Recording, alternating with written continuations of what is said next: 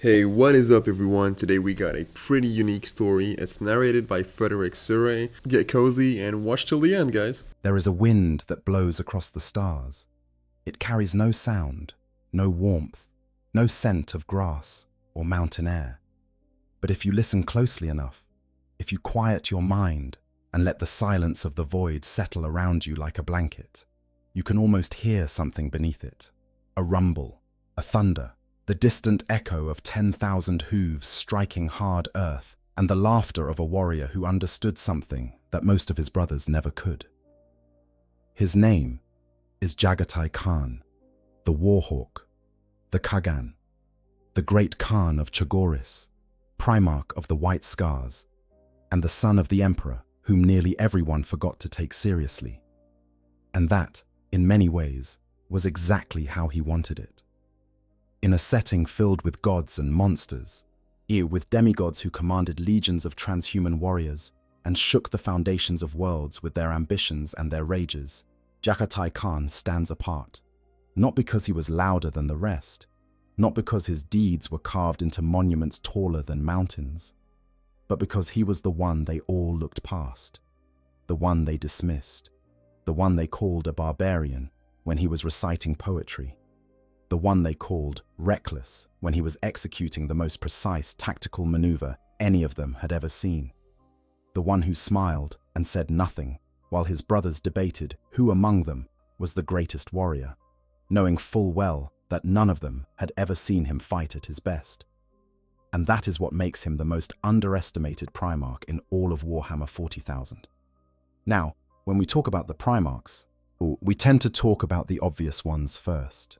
We talk about Horus, the golden son who burned everything his father built. We talk about the lion, the brooding strategist who could outthink almost anyone but could never quite understand the people around him. We talk about Guilliman, the administrator and empire builder, the one who put the pieces back together after the heresy shattered the Imperium. We talk about Sanguinius, the angel, the martyr, the one whose death at the hands of Horus became the defining tragedy of an entire galaxy. We talk about Liman Russ, the executioner, the Wolf King, the brawler with a heart of gold buried beneath layers of fur and bloodlust. But Jaghatai, most conversations about the Primarchs treat him as an afterthought. He is the one who gets mentioned in passing, the one whose name gets mispronounced more often than it gets spoken correctly, the one whose greatest accomplishments get overshadowed by the louder, flashier moments of his brothers. And yet, when you actually sit down and examine what this Primarch did, what he accomplished, what he survived, and how he did it all on his own terms, without ever compromising who he was, you begin to realize something that should have been obvious from the start. Jaghatai Khan was not just one of the best Primarchs. He might have been the best of them all. That is a bold claim, and we are going to spend quite a long time exploring exactly why it holds up. But before we ride out onto the open steppe and follow the trail of the Warhawk across the stars, let me set the stage. Let me tell you about a world that existed long before the Emperor found it. As a world of endless grasslands and towering mountains, of horsemen who lived and died beneath the open sky, and of a child who fell from the heavens and landed in the hands of a man named Onkan. This is the story of the Primarch they all underestimated. The story of the warrior who was also a poet, the general who was also a philosopher, the barbarian who was more cultured than the men who called him savage. The storm that swept across the galaxy with the fury of a hurricane and the precision of a surgeon's blade. This is the story of Jaghatai Khan. And it begins, as all the greatest stories do, in a place that most people have never heard of. So settle in, get comfortable, and listen to the wind.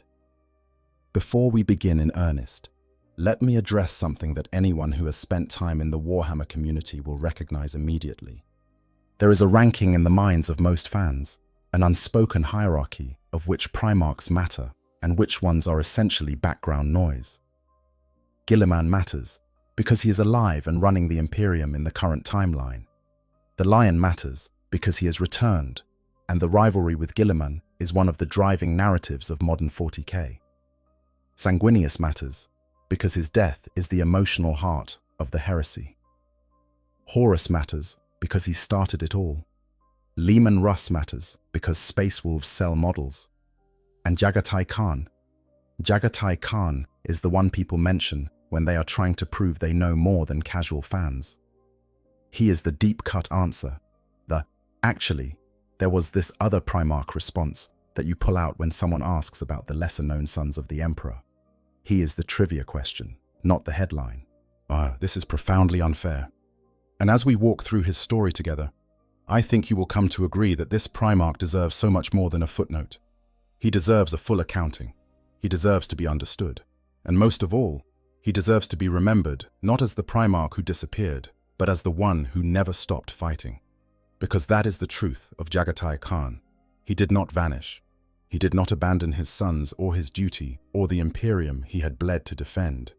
He is still out there, somewhere in the impossible architecture of the webway, doing what he has always done.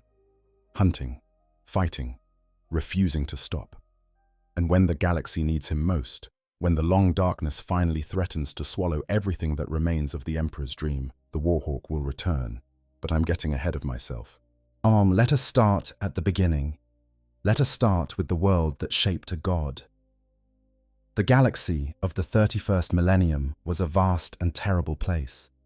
10,000 years before the events of Warhammer 40,000 as most people know it, the Emperor of mankind was waging his great crusade, a campaign to reunite all the scattered worlds of humanity under a single banner after millennia of isolation, warfare, and the horrors of the Age of Strife.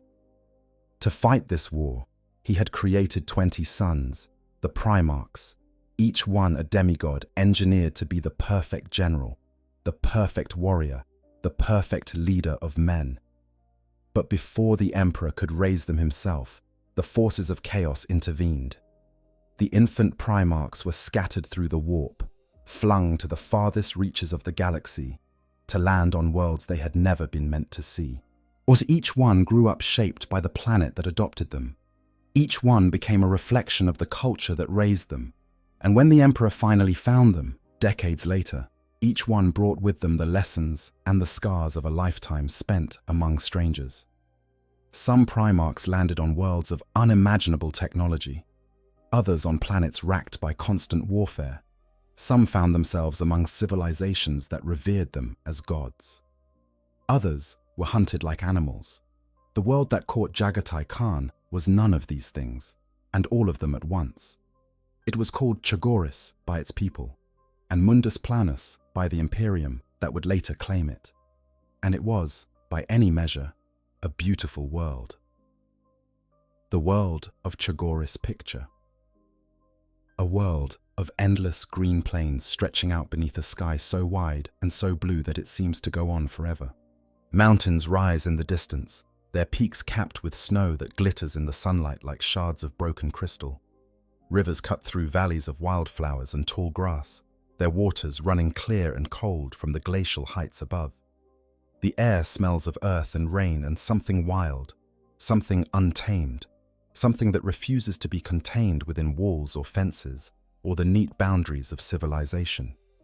This was Chagoris, a world that could have been paradise, if not for the fact that its people were locked in a cycle of warfare that had continued for as long as anyone could remember. At the time of the Great Crusade, the people of Chagoris had reached a level of technology roughly equivalent to what we might think of as the late Renaissance or the early pike and shot era. They had black powder weapons, a disciplined infantry, armored cavalry. They had cities and fortresses and the trappings of empire, but they also had something else, something that existed alongside all that order and structure, like a shadow that could never quite be banished. To the east of the continent, beyond the borders of the great empire that dominated most of the planet, there stretched a vast and seemingly endless grassland. The people of the cities called it the Empty Quarter, a name that spoke volumes about how they regarded it. To them, it was a wasteland, a place of no resources, no wealth, no value, a place fit only for the savage nomads who wandered its length, living in felt tents and riding their sturdy horses across plains that offered nothing but wind and grass and sky. These nomads were the tribes of the steppe. They were warriors born and bred, and men and women who learned to ride before they could walk and to fight before they could read. They lived by the sword and the bow, raiding each other and occasionally clashing with the hunting parties that the great empire sent into their lands to capture slaves or simply to hunt the tribespeople for sport, as if they were animals rather than human beings. The empire that dominated the rest of Chagoris was ruled by a figure known only as the Palatine. He was a conqueror, a military genius in his own right, a man who had welded together a feudal aristocracy and built it into a war machine capable of crushing any opponent on the planet. His armies were the envy of the world. Heavily armored horsemen in plate armor rode alongside tight blocks of pike-armed infantry. His generals were disciplined and experienced. His borders were secure, and his people fed, his authority absolute. And he viewed the nomads of the empty quarter with the casual contempt that the powerful have always shown toward those they consider beneath them. They were savages. They were primitives. They were a nuisance to be managed, occasionally culled, and ultimately ignored. This, then, was the world that caught a falling god. A world divided between the civilized and the wild, between the conquerors and the conquered, between those who built walls and those who rode free beneath the open sky.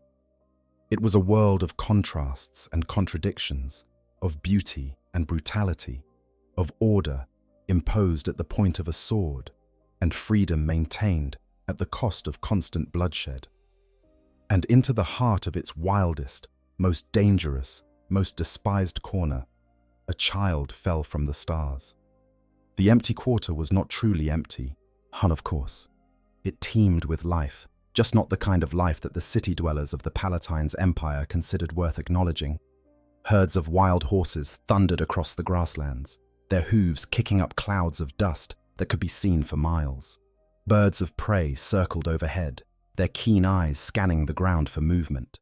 The rivers that threaded through the plains supported fish and waterfowl in abundance, and the soil, though too thin and rocky for large-scale agriculture, sustained enough grazing land to feed the livestock that the nomadic tribes depended on for survival. The tribes themselves were a proud and fierce people. They had no written language, preserving their histories and their laws through oral tradition, but passing down stories from generation to generation around campfires that burned against the cold of the steppe nights. Their lives were governed by the seasons, by the movement of the herds, by the cycles of birth and death and rebirth that had continued unchanged for centuries. They measured wealth, not in gold or land, but in horses and cattle, and the quality of the warriors a family could produce. Their culture was one of extremes. They could be generous to the point of extravagance with guests and allies, sharing everything they had with those who had earned their trust. But they could also be ruthless beyond measure with enemies, capable of violence that would make the soldiers of the Palatine's army blanch. A man's worth was measured by his courage in battle, his skill with bow and blade, and his loyalty to his Khan and his tribe. Yet cowardice was the only unforgivable sin, and death in battle was considered the highest honor a warrior could achieve. It was into this world of wind and grass and blood, that the infant Primarch descended. The Talskar tribe was not a large one. In the vast hierarchy of steppe nomads, they occupied a middle position, neither powerful enough to dominate their neighbors, nor weak enough to be absorbed by them. They migrated with the seasons, following the grass and the herds, setting up their felt tents in sheltered valleys during the bitter winters, and spreading out across the open plains during the warm months when the world seemed to stretch out forever in every direction. Their leader was a man called Ong Khan. The word Khan among the steppe peoples was a title of respect, meaning chieftain or ruler, and Ong Khan had earned his through years of wise leadership and steady courage. He was not the greatest warrior of the empty quarter, nor the richest chief, nor the most feared, but he was respected, and more than that, he was trusted. His people followed him because he had proven time and time again that he would put their welfare above his own ambition. It was Ong Khan's band that found the child. The circumstances of the discovery have been embellished by centuries of retelling, as stories of great men always are. What the records agree upon is this: the boy was found along the banks of the Quonon River, a wild and rushing waterway that cut through the heart of the empty quarter.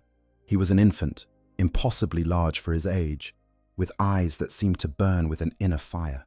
Any normal child left alone in such a place would have died within hours, prey to the cold or the predators that stalked the grasslands after dark.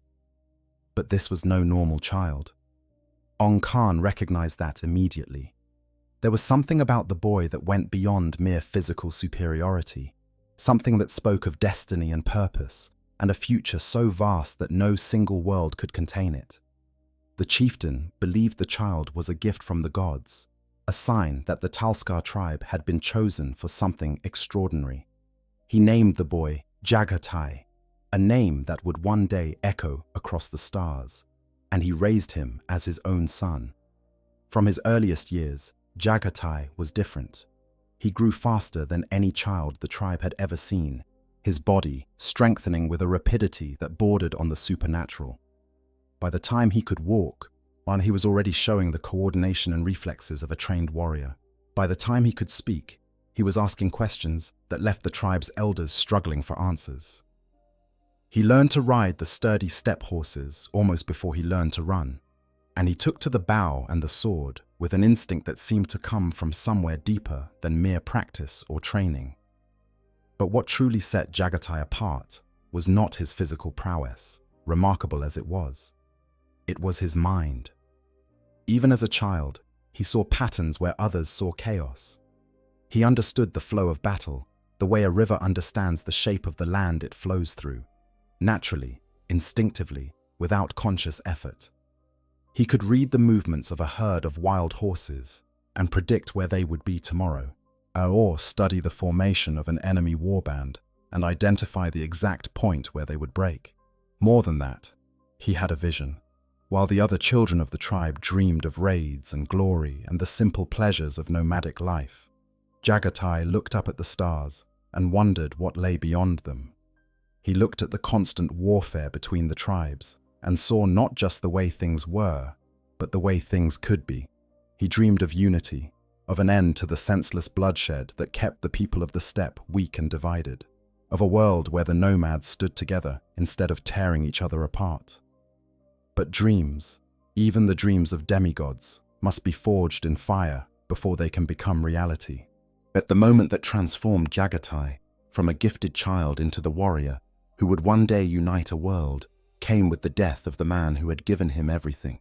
Ong Khan, the father who had found him and named him and raised him with love and purpose, was killed in a vicious ambush by warriors of the rival Koraid tribe. The details of the ambush have been lost to time, but the consequences have not. Jaghatai, still a boy by any normal measure, but already the greatest warrior the Talskar had ever produced, gathered his father's men and led them against the Koraid. What followed was not a battle. It was an annihilation. The Koraid tribe was wiped from the face of the earth, every last man, woman, and child slaughtered in a frenzy of vengeance that shocked even the hardened warriors of the steppe. While Jaghatai took the head of the Koraid chieftain and mounted it on a spike outside his tent. It was a message, written in blood and bone, that would resonate across the empty quarter for years to come. The boy who had been found by the river was no longer a child. He was a force of nature, and anyone who threatened the people under his protection would face consequences beyond their worst nightmares. The making of the great Khan. The death of Ong Khan was the forge, and Jaghatai was the blade that emerged from it. In the years that followed, the young Primarch transformed himself from a tribal chief into something the steppe had never seen before. A unifier, a conqueror, a leader who combined the savage martial prowess of the nomadic tradition with a strategic vision that would have impressed generals 10 times his age. His campaign to unite the tribes of the Empty Quarter was methodical, relentless, and surprisingly nuanced.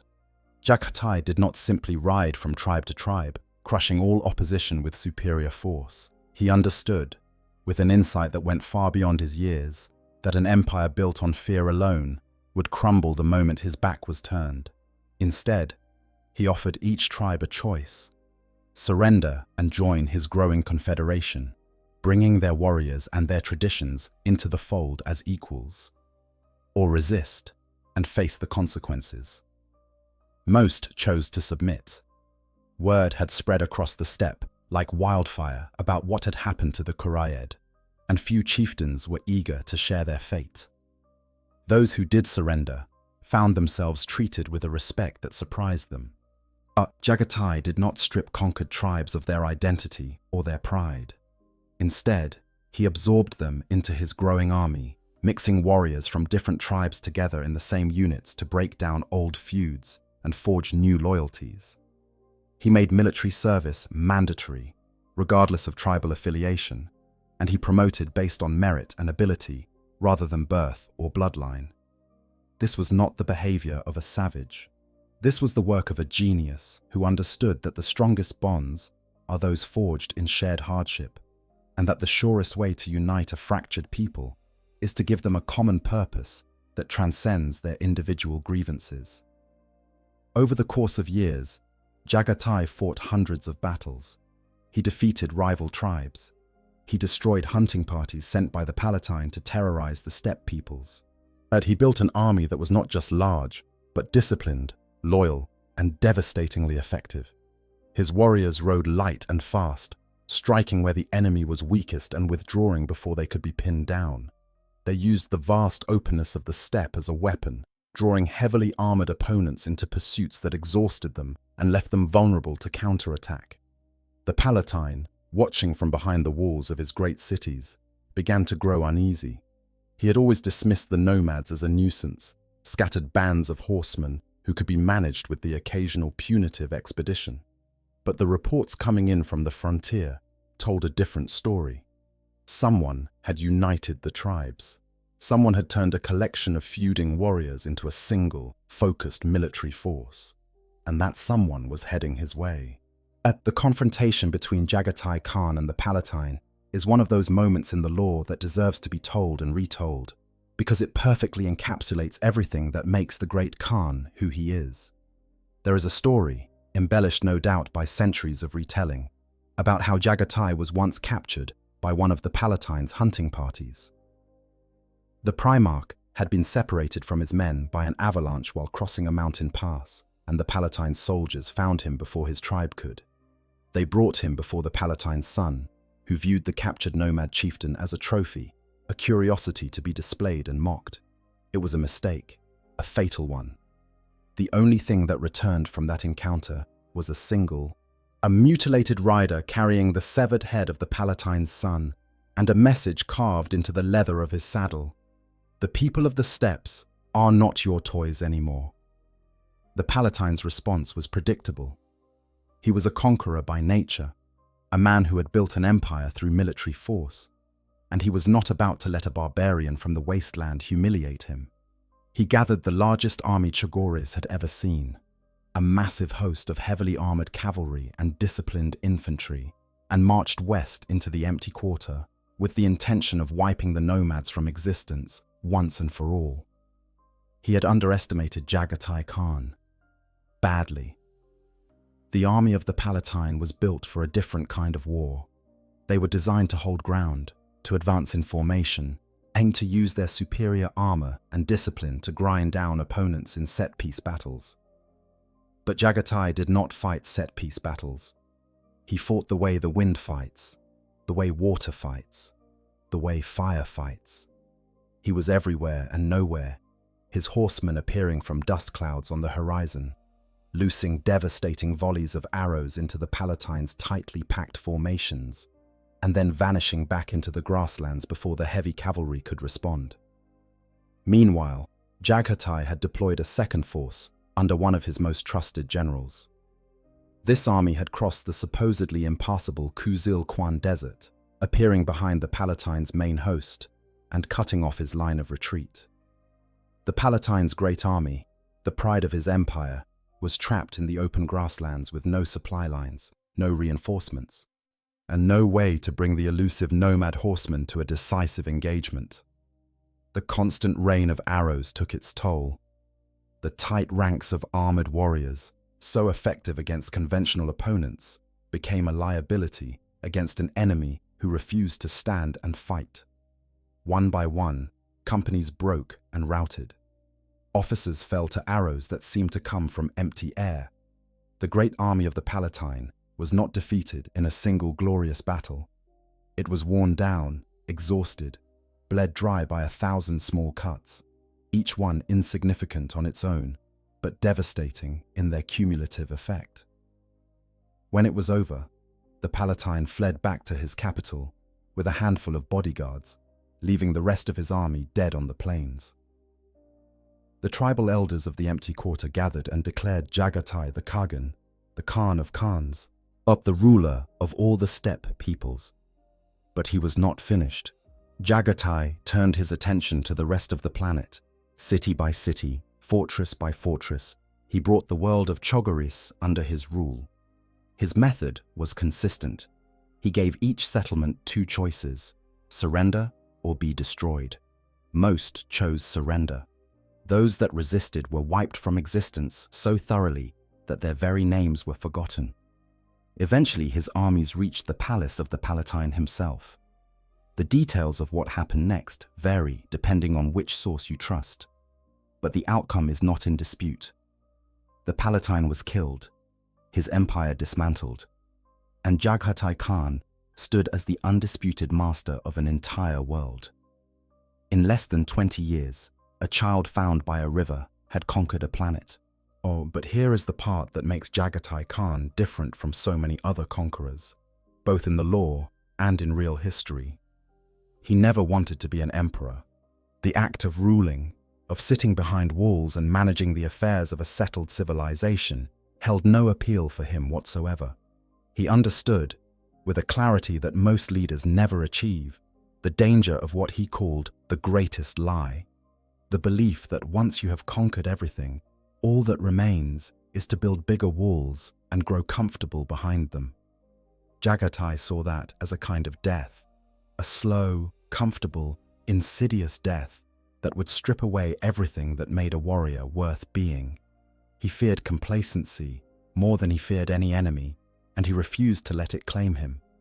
When the tribes he had united began to drift back toward their old ways, but returning to their ancestral lands and their familiar patterns of life, Jaghatai let them go. He had given them unity, he had given them purpose, but he would not give them a cage. This would prove to be one of the most important aspects of his character when the Emperor of Mankind finally came to Chagoris. Because Jaghatai Khan was a conqueror who did not want to rule, a warrior who feared peace more than war, and a leader who understood that the greatest enemy any civilization faces is its own tendency towards stagnation. And then the sky opened, and a golden ship descended from the stars, and everything changed. The Emperor's arrival and the forging of the white scars.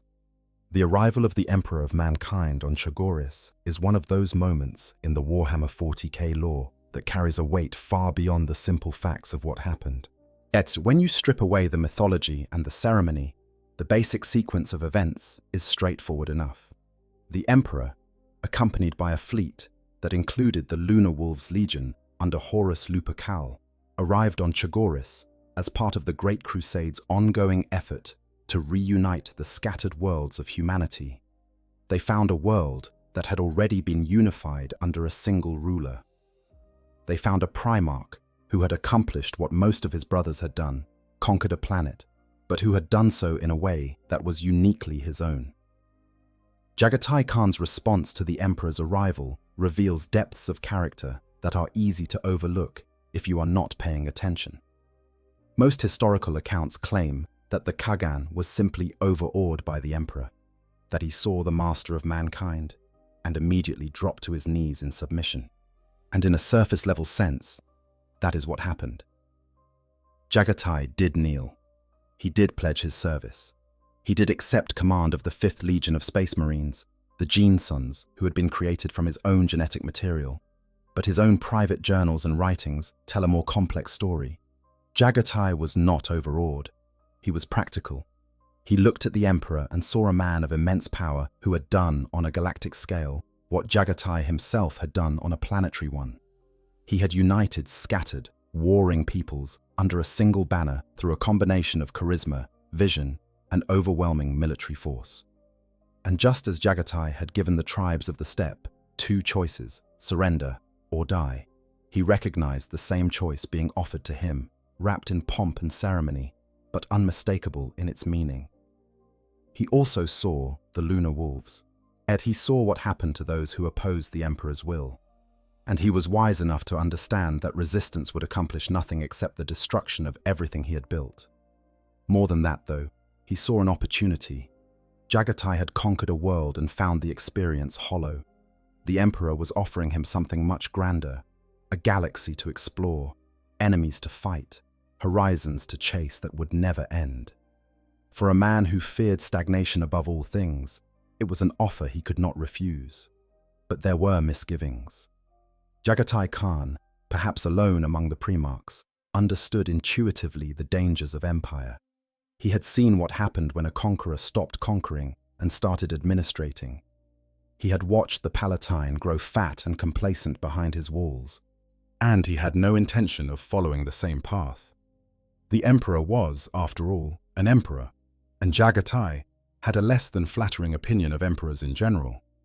He knew that power bred corruption, that comfort bred weakness, and that the greatest threat to any civilization was not the enemies at its borders, but the rot that grew at its heart. These reservations would shape every aspect of Jaghatai's relationship with the Imperium for the rest of his existence. He served the Emperor. He fought the Emperor's wars. He conquered worlds in the Emperor's name. But he never fully surrendered himself to the imperial machine. He never became a tool, never allowed himself to be reduced to a weapon that could be pointed and fired at whatever target the bureaucrats on Terra deemed worthy of destruction. He remained, always and fundamentally, himself. This is a critical distinction that separates Jaghatai Khan from many of his brothers. Other Primarchs threw themselves into the Imperium with total commitment. Guilliman built its institutions. Dawn fortified its defenses. The Lion prosecuted its wars with ruthless efficiency. Even the traitor Primarchs, before their fall, served the Imperium with a fervor that left little room for personal identity. But Jaghatai always maintained a distance. He was of the Imperium, but never entirely in it. He obeyed orders when they made sense and found creative interpretations when they did not.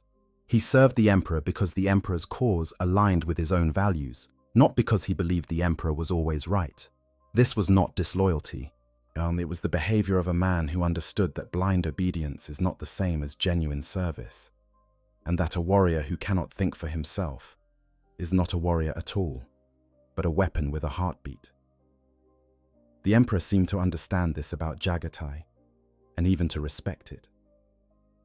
Now, before we continue, I just want to take a quick moment here. The reason I wanted to cover this topic so badly is because I think a lot of us have been in that position where we overlook something or someone just because they do not fit the mold of what we expect. I know I did when I first got into this hobby. I went straight for the loud names, dramatic stories, the ones everyone talks about. But the more I dug into the lore, the more I realized that the quiet ones, the ones who just do their thing without begging for attention, those are usually the most interesting. And I think that it says something beyond just the lore. We tend to respect the loudest voice in the room, when sometimes the person worth listening to is the one standing in the corner who hasn't said a word yet. That is what drew me to this story, and honestly, it is one of the reasons I love making these videos. But anyways, that's just my 2 cents. Let's get back to the video. When Guilliman and other Primarchs urged the Emperor to give the newly discovered Khan a thorough education in the ways of the Imperium, to bring him up to speed on the technology and the politics and the 1,000 other details that a Legion commander needed to master, the Emperor refused. He handed over the full authority of Legion Master to the Khagan and told him to do with it what he willed. It was an act of trust that spoke volumes about the Emperor's judgment of character. He had created Jaghatai to be a conqueror and a leader, and he was willing to let the Khan find his own way, even if that way did not conform to the expectations of his more conventional brothers. It was a gamble, and it paid off spectacularly. And that self was about to be expressed through the transformation of an entire legion. When Jaghatai Khan first met the warriors of the 5th Legion, they were known as the Star Hunters. They had been operating without a Primarch for decades, scattered across the galaxy in independent companies called pioneer companies, each one fighting its own wars and developing its own traditions. They were effective warriors, but they lacked cohesion, identity, and the unifying vision that a Primarch was meant to provide. What Jaghatai found when he gathered these scattered companies was a legion of strangers, warriors from 100 different worlds, and bearing 1,000 different heraldries, united only by the genetic legacy they shared and the emperor they served. They had no common culture, no shared traditions, no sense of brotherhood beyond the basic bonds of military service. This was, in some ways, a mirror of what Jaghatai had faced on Chagoris. The tribes of the Empty Quarter had been similarly fragmented, divided by feuds and differences that stretched back generations. And Jaghatai addressed the problem in exactly the same way. He brought them to Chagoris. He gathered all 50,000 warriors of the newly united 5th Legion on the wide plains of the Empty Quarter, the same grasslands where he had fought his first battles and forged his first alliances. And there, in an event that would come to be known as the Blooding, and he gave them something they had never had before, a shared identity. The ceremony was brutal, intimate, and profoundly meaningful. Each warrior took up a knife and carved a scar across his face, a ritual that had been practiced by the Talskar tribe for centuries as a way of binding warriors together through shared pain and shared purpose. Along with the scar, each warrior chose a new name, a Chagorian name, symbolizing their rebirth as members of a new brotherhood that transcended whatever world they had come from. From that day forward, they were no longer the Star Hunters. They were the White Scars, and the White Scars were unlike any other legion in the armies of the Emperor. Jaghatai did not simply rename his legion and call it done. He completely overhauled their way of war, in transforming them from a conventional military force into something that reflected the philosophy of the Chagorian steppe tribes. Speed became everything. Where other legions relied on heavy armor, massed firepower, or the grinding attrition of siege warfare, the White Scars became masters of the lightning assault. They hit fast, they hit hard, and they vanished before the enemy could respond. The transformation was not just tactical, it was cultural. Jaghatai encouraged his warriors to pursue what the Chagorians called the noble pursuits, disciplines that went far beyond mere skill at arms. Calligraphy, poetry, the recitation of oral histories and ancient tales, hunting, not just as a military exercise, but as an art form, a meditation on patience and instinct and the relationship between predator and prey. But this is perhaps the single most important thing to understand about Jaghatai Khan and the White Scars, and it is the thing that most people get wrong. They were not barbarians. They chose to look like barbarians. They chose to embrace the aesthetics of their nomadic heritage. They chose to scarify their faces and ride into battle, whooping war cries, and charge headlong into enemy formations with a reckless joy that terrified their opponents and bewildered their allies. But behind that exterior, behind the scars and the war paint and the seemingly reckless aggression, there was a depth of culture and intellect that would have put many of the supposedly civilized legions to shame. The White Scars wrote poetry about the worlds they conquered. They practiced calligraphy with the same discipline they applied to their swordsmanship. Yes, they studied philosophy and debated the nature of war and honor and purpose with a sophistication that would have surprised anyone who dismissed them as mere barbarians.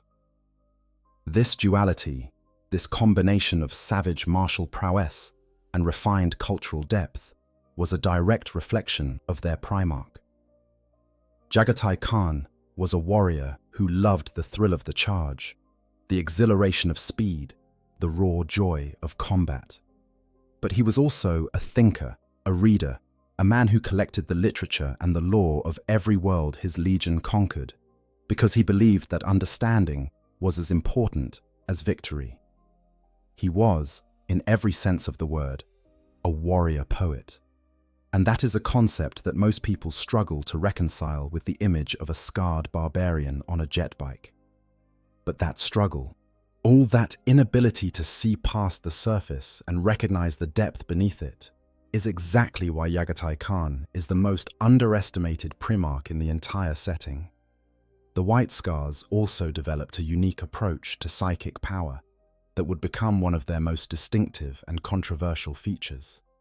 Rather than establishing a traditional librarius in the manner of other legions, they maintained a tradition of stormseers, psycho-shamans, who drew on the spiritual practices of Chagoris to wield the power of the warp in ways that were both effective and surprisingly restrained. The stormseers were not scholars of the warp in the way that the Thousand Sons were scholars. They did not seek to understand the warp's mysteries or plumb its depths for hidden knowledge. Instead, they approached psychic power the way a hunter approaches a wild animal, with respect, caution, and the understanding that some forces are too dangerous to be fully tamed. They sipped from the cup of the warp, as Jaghatai himself would later describe it. They never drank it dry. This philosophy, this insistence on moderation and restraint in the use of psychic power, would prove to be remarkably prescient.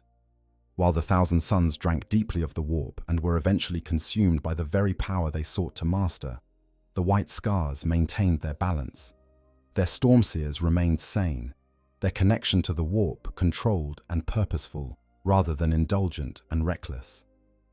Jaghatai Khan understood something about power that many of his brothers never learned, that the point is not how much of it you can accumulate, but how wisely you can use what you have. The newly forged White Scars were tested in the fires of the Kolana Circle, a region of space that Jaghatai deliberately chose for his legion's first unified campaign. The region was infested with renegade human outposts and roaming alien hosts, a chaotic and dangerous environment that could only be conquered by a force that worked together as one. It was a calculated choice. Jaghatai knew that the bonds forged on the plains of Chagoris were still fragile, that the old divisions between Terran-born and Chagorian-born warriors still lingered beneath the surface. By throwing his entire legion into a campaign that demanded cooperation and mutual trust, he intended to either forge those bonds into something unbreakable or expose the weaknesses that would need to be addressed before they became fatal. Of the 80,000 warriors who entered the Kalan Circle, 1 in 10 would die in the 5 years of fighting that followed. But those who survived emerged as something greater than any of them had been before. They were no longer Terran or Chagorian, no longer members of this company or that. They were White Scars, bound together by shed blood and shared purpose, loyal to the Kargan and to each other. It was a masterpiece of leadership, and it was just the beginning. The White Scars also earned a reputation during the Crusade for something that went beyond their battlefield tactics. Jaghatai was not content with merely reshaping how his warriors fought on the ground. He turned his attention to the void, to the ships that carried his legion across the stars, and he decided that they too needed to be faster. Working with the Mechanicum, and later with his own tech marines, who pushed the boundaries of what was considered acceptable modification, the Khan ordered the White Scars fleet to be remodeled for speed. Every ship, from the mightiest battlecruiser to the smallest escort, was stripped down, streamlined, and optimized for velocity. Engines were enhanced. Hull designs were modified. Systems that added weight without contributing to speed or combat effectiveness were removed or replaced with lighter alternatives. The result was a fleet that could outrun virtually anything in the galaxy. Where other legions' ships were built for endurance, for the ability to absorb punishment and keep fighting, the White Scars' ships were built to be somewhere else before the enemy's guns could find them. They could translate in and out of the warp faster than any other fleet, respond to threats more quickly, and redeploy across vast distances in a fraction of the time it would take their contemporaries. This obsession with speed extended to their war gear as well. The White Scars became the undisputed masters of the scimitar pattern jet bike, a sleek and deadly machine that combined blistering speed with devastating firepower. where other legions used jet bikes as reconnaissance platforms or light support, the White Scars made them the cornerstone of their tactical doctrine. Entire brotherhoods would deploy exclusively on jet bikes, sweeping across the battlefield in formations that mirrored the cavalry charges of the Chagorian steppe, using their speed to dictate the terms of every engagement. The modifications that the White Scars made to their vehicles and their ships were so extensive, so far beyond what the Mechanicum considered standard practice, that they actually drew formal complaints from Mars. The tech priests viewed the Khan's modifications as bordering on tech heresy, the unauthorized alteration of sacred machine spirits in ways that violated the established protocols of the cult Mechanicus. Jaghatai's response to these complaints was characteristically indifferent. The ships were faster. The bikes were deadlier. The results spoke for themselves. If the Mechanicum had a problem with that, they were welcome to try and catch him. This attitude, this willingness to bend or break the rules in pursuit of practical results, was a constant source of friction between the White Scars and the more rigid elements of the Imperium. But it was also one of their greatest strengths. In a galaxy where dogma and tradition often trumped innovation and adaptation, the White Scars were a breath of fresh air, a legion that cared more about what worked than what was written in a manual. And at the head of it all, laughing as he rode, was the Warhawk of Chagoris. The Great Crusade and the Brotherhood of Primarchs. The Great Crusade was the defining event of the 30th and early 31st millennia. Across the galaxy, the Emperor's 20 legions swept outward from Terra, conquering, liberating, and unifying thousands of worlds under the banner of the Imperium of Man. It was a time of glory and expansion, of incredible victories and terrible sacrifices, out of heroes whose deeds would be remembered for 10,000 years. And in the midst of it all, Jaghatai Khan and his White Scars carved a path that was uniquely their own. Where other legions operated as part of massive, coordinated campaigns, the White Scars tended to range ahead of the main body of the crusade, acting as scouts, pathfinders, and the first wave of contact with new worlds and new threats. They were the blade that probed for weakness, the wind that swept ahead of the storm, testing enemy defenses and identifying opportunities that more conventional forces could then exploit. This role suited them perfectly. The White Scars were at their best when they had room to maneuver, when they could use their speed and mobility to choose their own battles and fight on their own terms. They excelled in the kind of fluid, or rapidly changing environments that drove more rigid legions to frustration, where the Iron Warriors would lay siege to a fortress and grind it down over weeks or months. The White Scars would find the crack in its defenses, drive a wedge through it, and be gone before the garrison knew what had hit them. They fought greenskin hordes across dozens of worlds, their lightning cavalry charges devastating the massed formations of aliens who could not match the speed or coordination of the Chagorian-trained warriors. They engaged alien civilizations whose names have been lost to history, bringing them into the fold of the Imperium, or wiping them from existence as the situation demanded. They were not the largest legion, nor the most heavily armed, but they were arguably the most mobile and the most adaptable. And through it all, Jaghatai Khan maintained the independence that was so central to his character. He did not seek the approval of his brothers. He did not angle for positions of political power within the Imperium's growing bureaucracy. He did not concern himself with the rankings and rivalries that consumed so much of the attention of other Primarchs. This independence, however, came at a cost. Among the Brotherhood of Primarchs, Jaghatai was an outsider.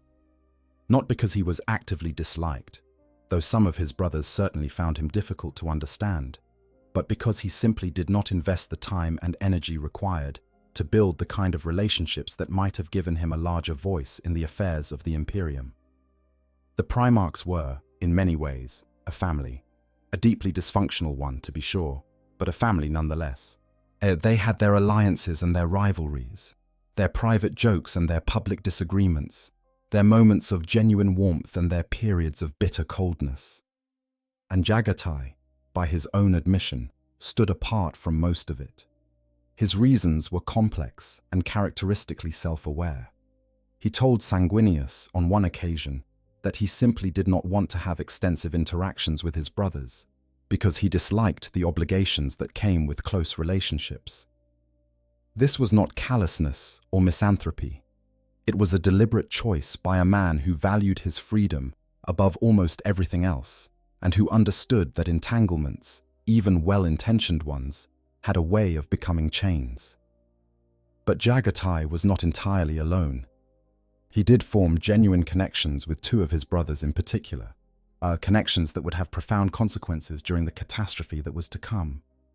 The first was Horus Lupercal, the War Master, the Golden Son, the Emperor's favored child. Jaghatai and Horus shared a bond rooted in their mutual understanding of what it meant to be a warrior. They were, as one writer put it, kindred souls, warrior archetypes bound by shared codes of martial honor and impatient with the heavy fetters of empire. They understood each other in a way that transcended the political maneuvering and ideological debates that consumed so many of their brothers. Horus saw Jaghatai for what he truly was, not a barbarian, not a simpleton, but a warrior of supreme skill and intelligence who chose to express himself through action rather than words. And Jaghatai saw in Horus a brother who shared his restlessness, his hunger for the next horizon, his refusal to be defined by anyone else's expectations. This friendship would become one of the great tragedies of the heresy, because Horus believed, right up until the moment of his betrayal, that Jaghatai Khan would join him. Of all the remaining loyalist Primarchs, Horus considered the Khan the most likely to side with the rebellion. He understood Jaghatai's frustration with the Imperium's growing bureaucracy, his disdain for the politicians and administrators who were already beginning to strangle the very crusade that had given the Imperium its purpose. He thought that Jaghatai's love of freedom would make him a natural ally against the Emperor's increasingly restrictive rule. He was wrong. But the fact that he believed it so strongly tells you something important about how well Jaghatai Khan hid his true convictions beneath a mask of apparent indifference. The second Primarch with whom Jaghatai formed a genuine bond was Magnus the Red, the Crimson King, the master of the Thousand Suns, and the most powerful psyker among the Emperor's sons. Their friendship was rooted in shared intellectual curiosity and, more specifically, in their shared interest in the nature of psychic power and the warp. Jaghatai and Magnus made for an odd pair. Magnus was a scholar above all else, a man who believed that knowledge was the highest good and that the warp's mysteries deserved to be explored and understood, regardless of the risks involved. As Jaghatai was a warrior who valued knowledge, but who approached the warp with the caution of a man who has spent his life around wild animals. He respected its power. He acknowledged its usefulness, but he never trusted it, and he never allowed himself or his legion to become dependent on it. Their conversations about the nature of the warp were among the most fascinating in the heresy-era lore. Jaghatai repeatedly warned Magnus that he and his legion were drinking too deep from the chalice of psychic power, that the warp was not a tool to be mastered, but a force to be carefully managed. Magnus, characteristically, dismissed these warnings. He was too brilliant, too confident in his own abilities, too convinced that he could control forces that had destroyed civilizations older than humanity. If Magnus had listened to Jaghatai, else the entire trajectory of the heresy might have been different. The Thousand Suns might never have been censured. The burning of Prospero might never have happened. Magnus might have remained loyal, adding his formidable power to the defense of Terra instead of becoming a pawn of the very forces he had sought to master. But Magnus did not listen, and the consequences of his arrogance would reverberate across the galaxy for 10,000 years. On the other end of the spectrum, there were Primarchs, whom Jaghatai actively clashed with or simply could not stand. Mortarion, the Primarch of the Death Guard, was perhaps Jaghatai's most significant rival. Their enmity was not personal in the petty sense. It was philosophical. Mortarion despised all things related to the warp, viewing psychic power as inherently corrupt and dangerous. And he campaigned loudly for the abolition of the librarius, the organized system of psyker warriors that several legions had established. Jaghatai, whose stormseers were central to the White Scar's identity and way of war, found this position not just wrong but hypocritical, especially given the dark rumors that swirled around Mortarian's own relationship with supernatural forces. Their rivalry would escalate dramatically during the heresy, but even during the Crusade era, there was a coldness between them that both men seemed content to maintain. They had fought together on occasion, most notably during the Drune campaign, where the White Scars and Death Guard had been assigned to work in concert against an alien species of horrifying psychic power. Mortarian's forces had served under the Khan's nominal leadership, but the Death Lord made it clear through his actions and his attitude that he considered the arrangement beneath him. During the Drune campaign, which lasted almost 6 months, Jaghatai demonstrated the kind of flexible, adaptive command style that made him so effective. He used each element of his combined force according to its strengths, sending the White Scars ranging far and wide across the wastes of the planet, while the Death Guard held key positions and ground down enemy fortifications with their trademark resilience. The Stormseers of the White Scars proved particularly valuable against the psychic alien threat, their abilities allowing them to disrupt the mind control effects that the Xenos used to direct waves of enslaved humans against the Space Marine positions. It was a successful campaign by any measure. But it did nothing to warm the relationship between the two Primarchs. If anything, it deepened the divide.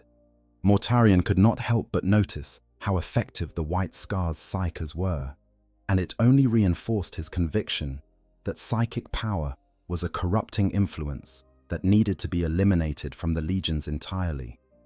Jaghatai, for his part, saw in Mortarion a man consumed by fear disguised as principle, someone who hated the warp not because he understood it, but because he was afraid of it, and the Khan had little patience for fear dressed up as virtue.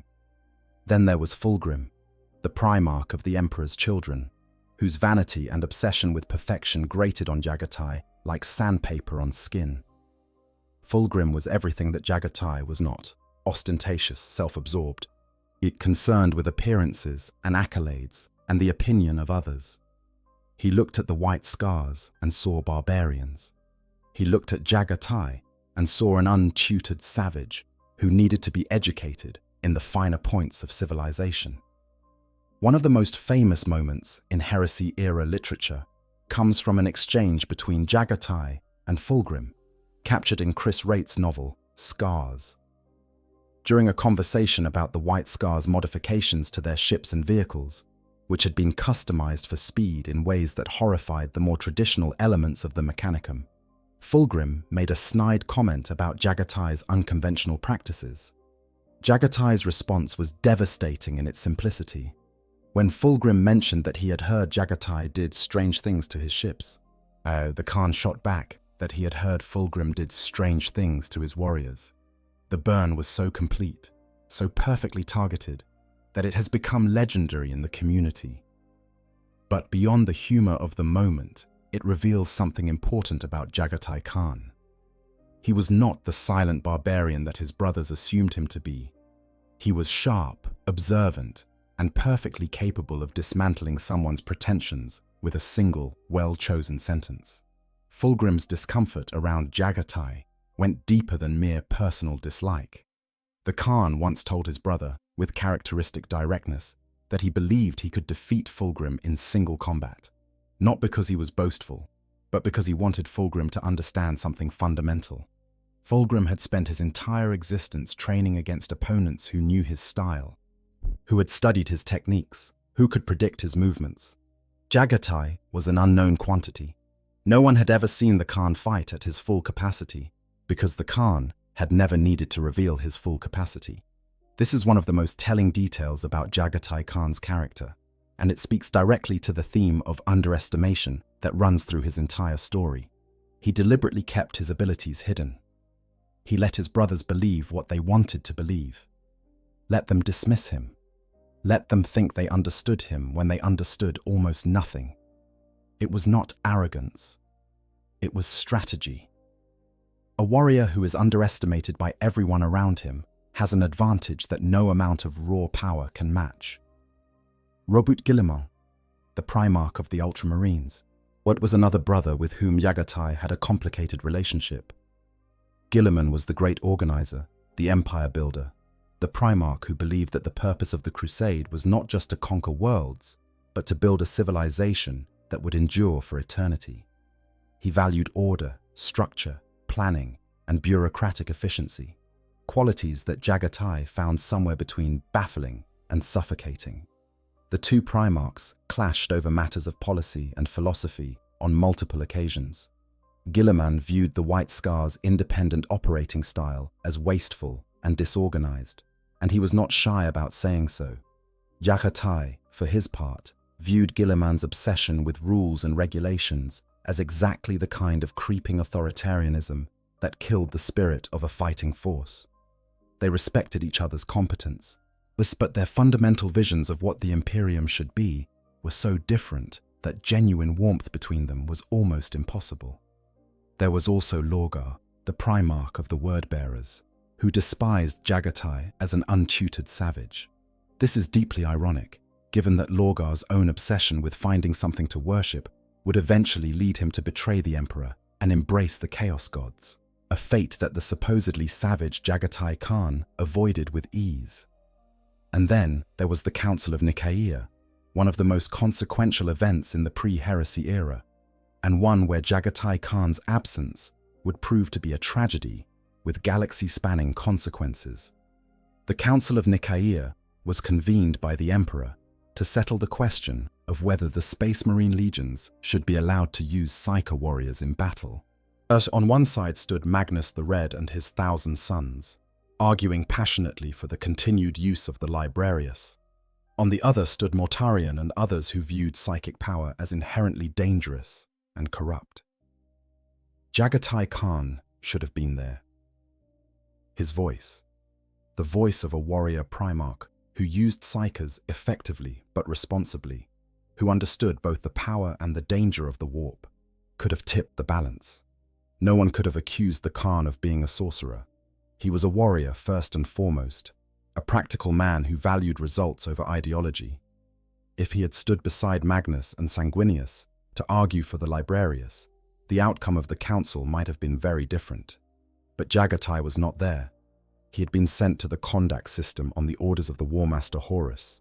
It tasked with clearing a region of space that was infested with greenskin remnants. It was not glamorous work, but it was the kind of work that the Khan was happy to do. It was hunting, pure and simple, the thing he understood best.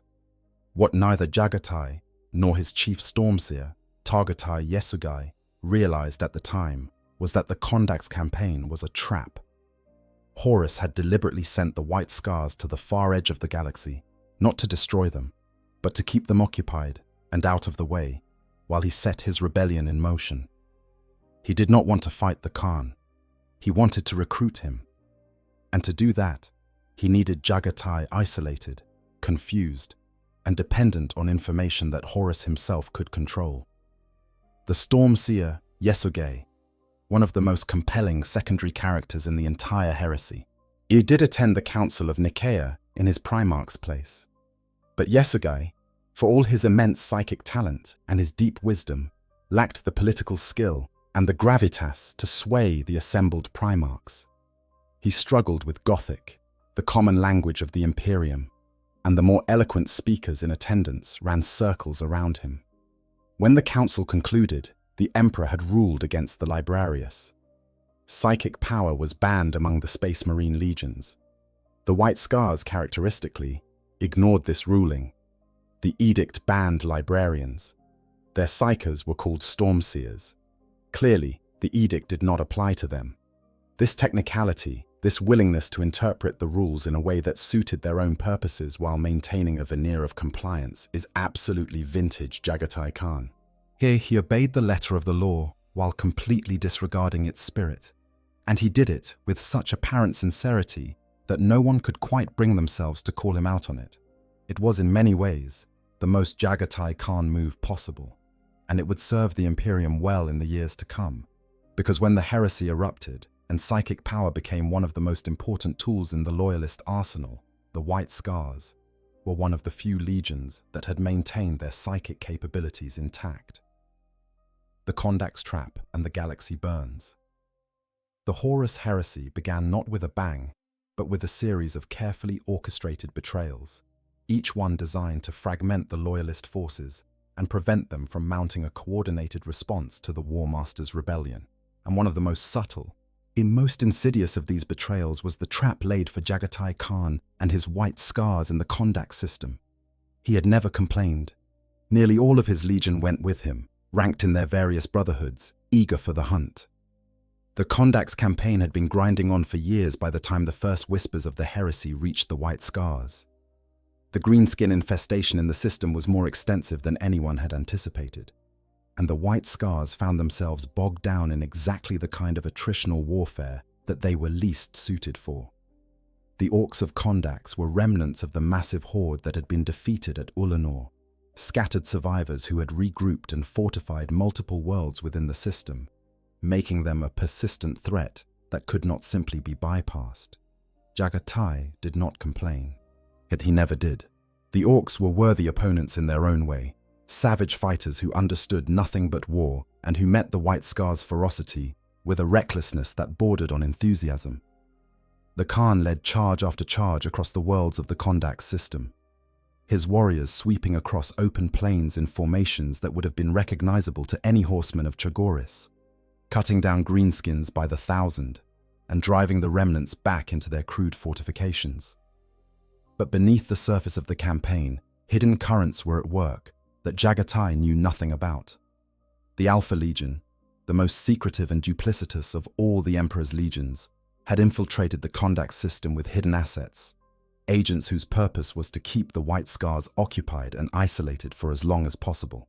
And they sabotaged communications equipment, disrupted supply lines, and orchestrated incidents designed to prolong the campaign far beyond its natural conclusion. Then the messages began to arrive. Astropathic communications during the heresy were notoriously unreliable.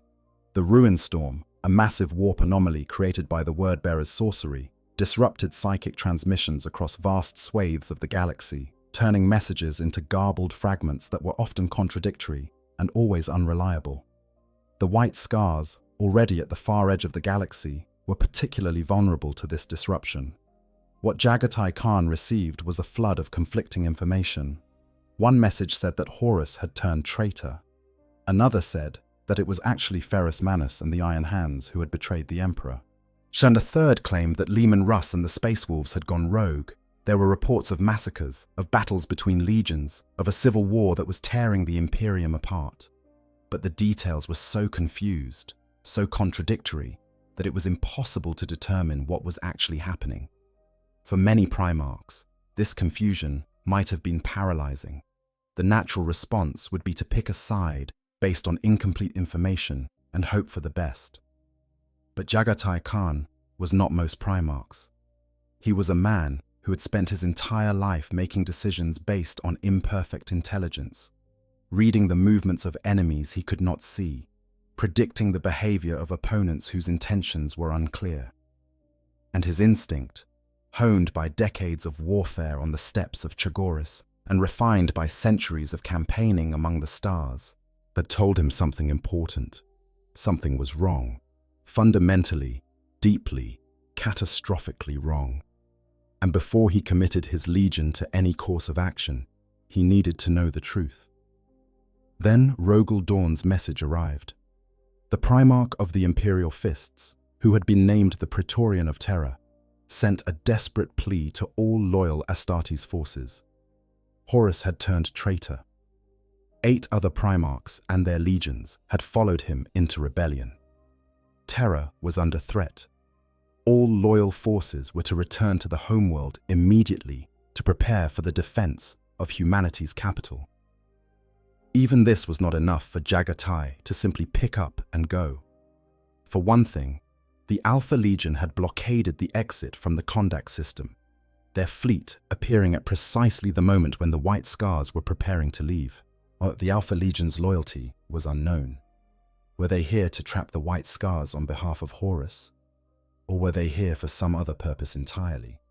Jaghatai Khan's handling of the Alpha Legion blockade was a masterclass in the kind of rapid, decisive action that defined his approach to warfare.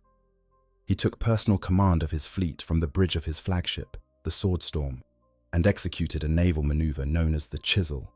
The formation drove a wedge directly through the center of the Alpha Legion fleet, splitting it in two and creating a gap through which the White Scars could escape. It was audacious, risky, and brilliant. The Alpha Legion, masters of deception and unconventional warfare, had been expecting the White Scars to probe cautiously for weaknesses, to look for a way around the blockade, to behave predictably. Instead, Jaghatai Khan drove straight through them like a spear through silk, destroying multiple enemy ships in the process. It was the kind of maneuver that the Alpha Legion's own records describe with grudging respect, noting that it was the one time they were genuinely caught off guard by an opponent. What makes this even more interesting is the possibility, raised by later sources, that the Alpha Legion, or at least elements of it, may have wanted the White Scars to escape. The Alpha Legion is the most enigmatic of all the traitor legions, and their true motives during the heresy remain one of the setting's great mysteries. It is possible that Omegon, the Alpha Legion's second Primarch, deliberately weakened the blockade to allow the White Scars to break through, ensuring that they would receive Dawn's warning and remain loyal to the Emperor. If so, it was one of the most consequential acts of the entire heresy. But regardless of the Alpha Legion's true intentions, the White Scars were free. And Jaghatai Khan, rather than heading directly for Terra, made a decision that reveals the depth of his character and the fierce independence of his mind. He went to Prospero, the long road to Terra. Prospero, the homeworld of the Thousand Suns. The planet that had been burned to ash by the Space Wolves on the Emperor's orders, punishment for Magnus the Red's use of forbidden sorcery to warn the Emperor of Horus's betrayal. It was a dead world, a monument to the consequences of good intentions and poor decisions, and it was there that Jaghatai Khan went to find the truth. He went because he needed to see for himself. He went because the conflicting messages and the contradictory reports and the second-hand accounts were not enough. He was a hunter, and a hunter does not make decisions based on the noise of distant beasts. A hunter goes to the kill site and reads the signs himself. What Jaghatai found on Prospero was ruin. The cities of the Thousand Suns were scorched rubble. The great libraries, the repositories of knowledge that Magnus had spent centuries accumulating, were ash. The planet itself seemed to radiate a kind of psychic grief, a residual echo of the agony that had been inflicted upon it. The ghosts of slain Thousand Suns lingered in the ruins, spectral warriors who attacked the White Scars with weapons that the physical world could not block. It was here, among the ashes of his friend's legacy, that Jaghatai was confronted by an ethereal projection of Magnus the Red himself. The shade of the Crimson King appeared before his brother and implored him to choose a side in the war that was consuming the galaxy. Magnus was angry, bitter, convinced that the Emperor had betrayed him, that the Imperium was a lie, that the only truth lay in the embrace of powers that existed beyond the material universe. Jaghatai listened. He always listened. But what he heard was not the voice of the brother he had known. It was the voice of a man who had been broken by circumstances that were at least partly of his own making, who was reaching for justifications that could not quite bear the weight he was placing on them. And so, with the quiet precision that defined his most decisive moments, the Khan drew his sword and shattered the shade.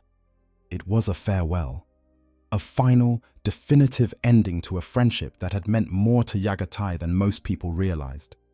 Magnus had been one of the few Primarchs who understood the Khan, who appreciated his intelligence and his depth, who saw past the surface to the man beneath. And now Magnus was gone, consumed by the very forces that Jaghatai had warned him about, transformed into something that the Khan could no longer recognize as his brother. But the trials of Prospero were not over. Mortarion, the Primarch of the Death Guard, arrived shortly after Magnus's shade had been dispelled. And unlike Magnus, Mortarion was not there to plead, he was there to demand. Mortarion wanted Jaghatai to join Horus. He argued that the Emperor was a tyrant, that the Imperium was a prison, that the only path to true freedom lay in overthrowing the master of mankind and building something new. He offered the Khan a place in the new order that Horus was creating, a position of honor and authority in a galaxy freed from the Emperor's oppressive rule. Jaghatai's response was one of the most memorable moments in the entire heresy, and it perfectly encapsulates who he was and what he stood for. He acknowledged that the Emperor was a tyrant. He did not pretend that the Imperium was perfect, or that the Emperor's methods were beyond criticism. He had always been honest about his reservations regarding the master of mankind, and he was not about to start lying now. But he also saw, with the devastating clarity that had always been his greatest weapon, through the false freedom that Mortarion was offering. Horus had not freed himself from tyranny. He had simply traded one master for another. The powers of the warp that Horus had embraced were not liberators. They were enslavers, entities that demanded everything and returned nothing but corruption and madness.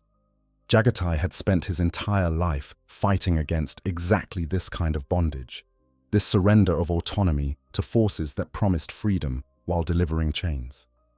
And so he refused. He told Mortarion that while the Emperor was a tyrant, Horus had become a slave to the warp and had attempted to manipulate Jaghatai to serve his own ends. The distinction was critical. Jaghatai Khan would serve the Emperor because the Emperor, for all his flaws, was at least honest about what he demanded. He did not pretend to offer freedom while delivering damnation. As this is one of the great philosophical statements of the entire Horus heresy, and it comes from the Primarch, whom most people dismiss as a simple warrior.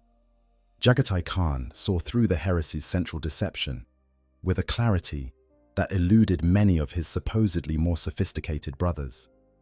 He understood that the choice was not between freedom and tyranny, but between two different forms of authority, and that one of them was infinitely more dangerous than the other because it pretended to be something it was not. Words having failed, Mortarion resorted to force. The two Primarchs fought on the blasted plains of Prospero, a duel that was as much philosophical as it was physical. Jaghatai was faster. Mortarion was more enduring. They matched each other blow for blow, neither able to gain a decisive advantage, until the battle in space between their respective fleets forced Mortarion to withdraw. But even in this inconclusive duel, Jaghatai Khan had proven something. He had stood against a fellow Primarch and held his ground. He had refused to be intimidated, manipulated, or coerced. And he had done it on his own terms, in his own way, without the support of any of his brothers. Meanwhile, back aboard the White Scar's fleet, the consequences of the heresy were being felt in the most personal way possible. Two of Jaghatai's own commanders, Hasik Noyan Khan and Torgan Khan, attempted a coup. They were among the Terran-born members of the Legion, warriors who had never fully embraced Chagorian culture and who believed that Horus offered a better future than the Emperor.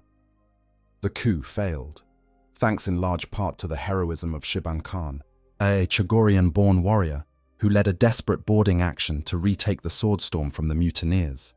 When Jaghatai returned to deal with the aftermath, his response was characteristically measured and ruthless. The surviving traitors were not executed.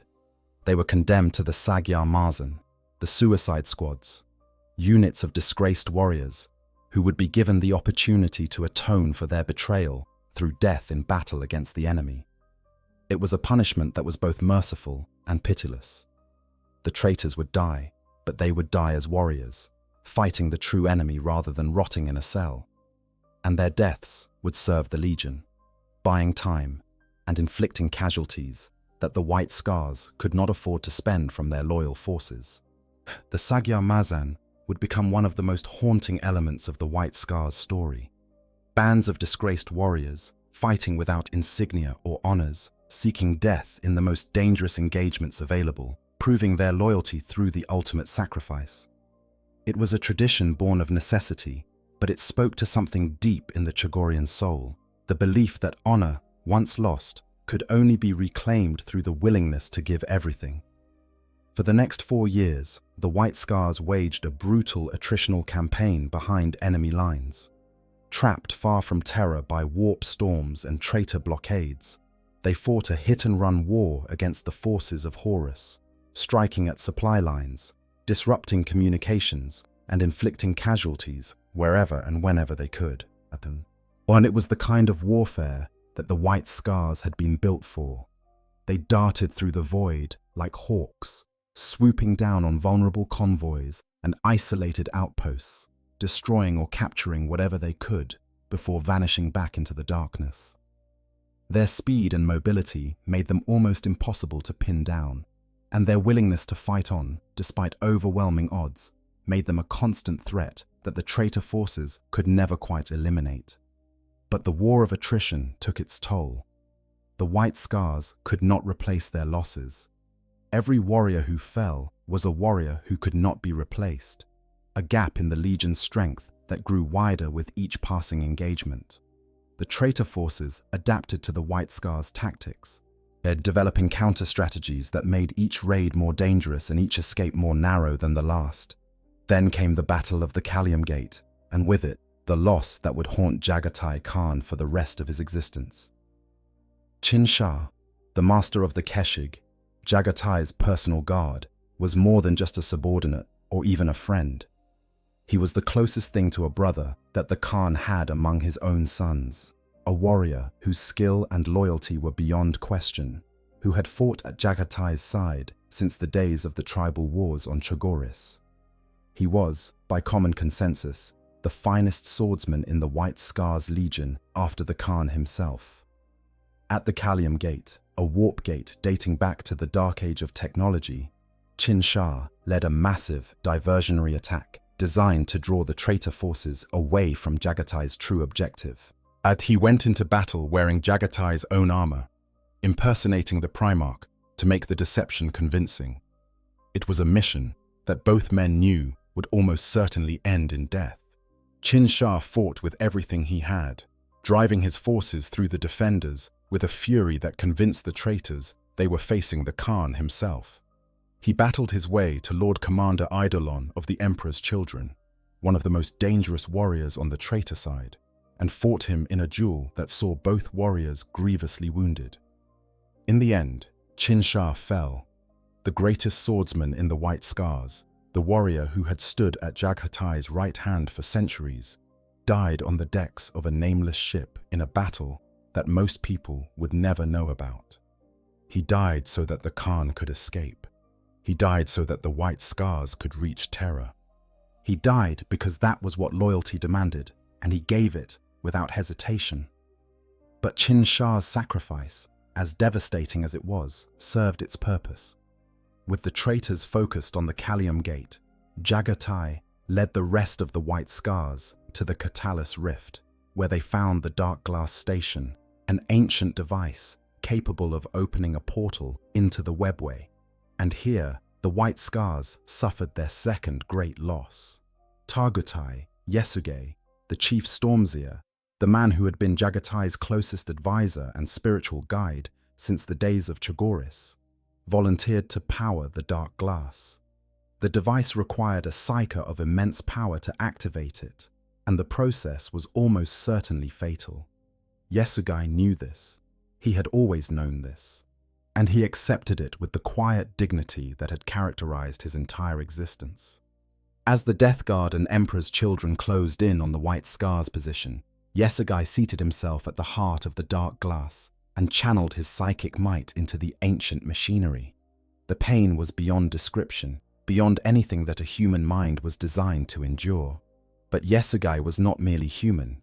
He was a Stormseer of Chagoris, trained in the art of riding the storm without being consumed by it. And as the device tore his body apart and his consciousness dissolved into the currents of the warp, he held on long enough to open the portal. The gateway blazed to life, a shimmering tear in reality that opened directly into the webway, the ancient network of tunnels that existed between the material world and the warp. It was a path to Terra, a shortcut that bypassed the warp storms and the traitor blockades, and a lifeline that would allow the White Scars to reach the Emperor's homeworld in time to join the defense. Jaghatai Khan had been preparing for a final stand against Mortarion. He had been ready to drive his flagship into the Endurance, Mortarion's own vessel, in a suicidal last charge that would have taken both Primarchs down together. But when the portal opened, when Yesugei's sacrifice made escape possible, the Khan faced a choice that went against every instinct in his warrior's heart. He chose escape over honor. He chose to live and fight another day, rather than die in a blaze of glory that would have accomplished nothing. He turned his fleet away from Mortarion, abandoned his flagship, and led the White Scars through the portal into the webway. It was, by any measure, the hardest decision Jaghatai Khan ever made. Everything in his nature, every lesson of the steppe, every tradition of Chagorian warrior culture told him to stand and fight. To flee from an enemy was the greatest shame a warrior could endure. But Jaghatai understood something that most warriors never learn. There is a difference between courage and foolishness, between dying with honor and dying for nothing. Yesugei had given his life to open that portal. Qin Shah had given his life to make this moment possible. If Jaghatai threw away their sacrifices for the sake of personal glory, then their deaths would have been meaningless. And the Khan, for all his warrior's pride, loved his brothers too much to let their final acts be rendered pointless. The remnants of the loyal White Scars who stayed behind, the Sagyamazan under Torgan Khan, the very traitor who had tried to overthrow the Khan, fought a desperate rearguard action. Torgan, seeking final atonement, rigged the swordstorm to self-destruct, catching Mortarion's boarding parties in a devastating explosion that covered the White Scars' escape. Once inside the webway, the White Scars faced one final challenge. The Khan's ship, the Lance of Heaven, was boarded by demons, creatures of the warp that had sensed the presence of living souls in the webway and come to feast. Among them was a Keeper of Secrets, one of the greater demons of Slaanesh, a being of such terrible power that few mortals could even look upon it without losing their minds. Jaghatai Khan killed it, personally, with his sword and his bare hands and the sheer, indomitable force of his will. He stood in the corridors of his own ship and fought a nightmare made flesh, and he won. Not through clever tactics or superior technology or the assistance of allies, but through the simple, overwhelming application of violence directed by a mind that refused to yield. Thanks to the navigational abilities of Revuel Arvida, a former member of the Thousand Sons who had joined the White Scars after Prospero, the fleet was able to chart a course through the webway and emerge over Terra. The White Scars had made it home. The Siege of Terra. The Siege of Terra was the climactic battle of the Horus Heresy, the moment when 10,000 years of darkness hung in the balance, and the fate of humanity itself was decided in the shadow of the Emperor's own throne. The traitor legions had come to Terra with everything they had. Millions of chaos-corrupted space marines, uncountable hordes of demons and cultists, titan legions twisted by the influence of the dark gods, all of it converging on the birthplace of the human race in a final, apocalyptic attempt to destroy the Emperor and everything he had built. The defenders were outnumbered, outgunned, and besieged on all sides. Rogel Dawn and his imperial fists had fortified the imperial palace into the greatest fortress the galaxy had ever seen. But even the most impenetrable walls are useless if there are not enough warriors to defend them. Sanguinius and his blood angels fought with the fury of angels, hurling back wave after wave of attackers from the walls. Dawn himself directed the defense with the mechanical precision that had earned him his reputation as the Imperium's greatest fortress builder. And Jaghatai Khan, true to form, refused to do what he was told. Dawn ordered the Khan to remain within the walls of the imperial palace. It was a logical order. The palace's defenses were formidable, and every warrior behind its walls strengthened the defense.